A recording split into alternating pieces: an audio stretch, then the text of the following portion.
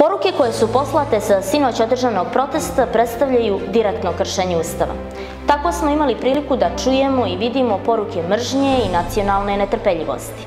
Navodno građanski, pomiriteljski, antifašistički skup za navodnu odbranu Ustava je bio sve, samo ne to. Sinoć su pokazali svoje pravo lice i namjere.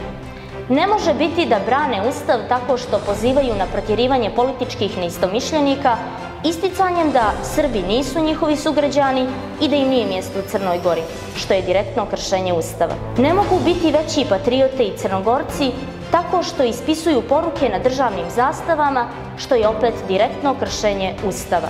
Ne mogu pod plaštom građanskog vrijeđati ljude po različitim osnovama, a onda neke od njih zarad političkih poena i naklonosti njihovih međunarodnih partnera kasnije licemjerno i neiskreno podržavati.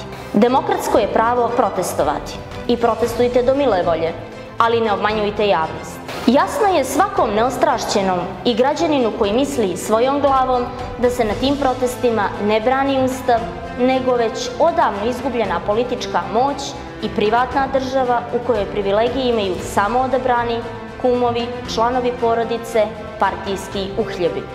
Ustav se brani ličnim primjerom. Država se brani ličnim primjerom. Demokratija se brani ličnim primjerom.